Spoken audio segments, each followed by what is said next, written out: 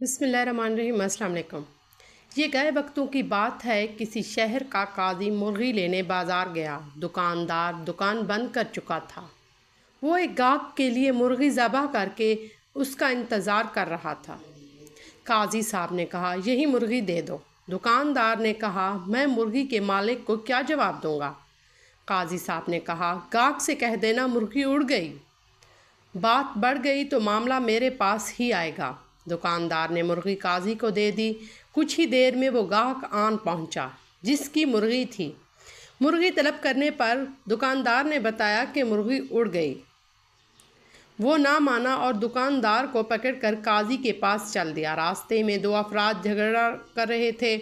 دکاندار بچاؤ کرانے لگا تو اس کی انگلی لڑنے والوں نے ایک شخص کی آنکھ میں لگ گئی، جس سے اس کی آنکھ ضائع ہو گئی اور وہ یہودی تھا، سو وہ بھی اپنا معاملہ لے کر قاضی کی طرف ساتھ ہی چل پڑا۔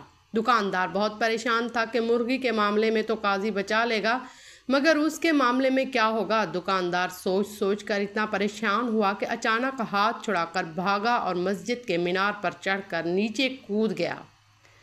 نیچے ایک بوڑھا شخص کھڑا تھا۔ دکاندار سیدھا اس پر گرا اور وہ بوڑھا شخص وہیں مر گیا۔ مرنے والے بوڑھے شخص کے بیٹے نے دکاندار کو پکڑ لیا۔ جب اسے پتہ چلا کہ اس دکاندار کو قاضی کے پاس پیشی کے لیے لے جا رہا تھا تو وہ بھی ساتھ ہو لیا۔ معاملہ قاضی کی عدالت میں پہنچا تو سب سے پہلے مرغی والے گاہک نے اپنا مقدمہ درج کروایا۔ مرغی ذبح کروا کر گیا تھا، اب دکاندار کیسے کہہ رہا ہے کہ مرغی اڑ گئی؟ بھلا مری مرغی کیسے اڑ سکتی ہے؟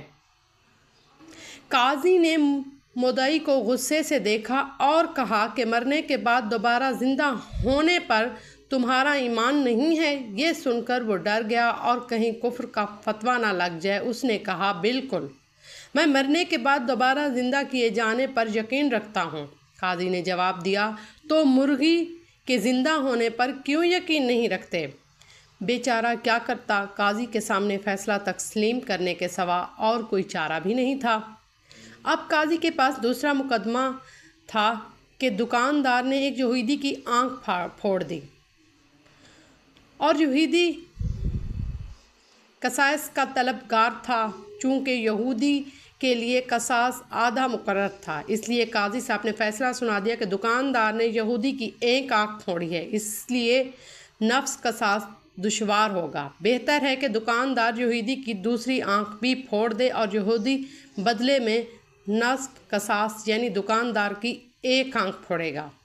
فیصلہ سنتے ہی یہودی کی سٹی گم ہو گئی۔ اگر دوسری آنکھ بھی چلی گئی تو کہیں کا نہیں رہوں گا، سوا اس کے اپنی جان بچانے کے لیے دکاندار کو معاف کر دیا۔ اب تیسرے مقدمے میں بوڑھے کا بیٹا قاضی کے روبرو پیش تھا۔ قاضی جی نے معاملہ توجہ سے سنا اور فیصلہ سنایا، دکاندار کو مسجد کے اسی مینار کے آگے کھڑا کر دیا جائے اور مرنے والے بوڑھے کا بیٹا مینار کی اسی کھڑکی سے دکاندار پر چھلانگ لگا کر اس کی جان لے لے اور اپنے قصاص وصول کر لے۔ بوڑھے کے بیٹے نے کہا، قاضی صاحب، اگر دکاندار ذرا سا بھی ادھر ادھر ہوا تو میری بھی جان چلی جائے گی۔ قاضی نے جواب دیا، تمہارا باپ بھی تو ادھر ادھر ہو سکتا تھا نا، پھر وہ ادھر ادھر کیوں نہ ہوا؟ یہ سن کر قاضی کا بیٹا حیران رہ گیا اور منہ لٹکائے سب واپس گئے۔ دکاندار نے قاضی کا شکریہ ادا کیا۔ ہماری کہانی کو لائک کیجیے گا، سبسکرائب کیجیے گا، کمنٹ میں بھی بتائیے گا کہ آپ کو ہماری کہانی کیسی لگتی ہے۔ شکریہ۔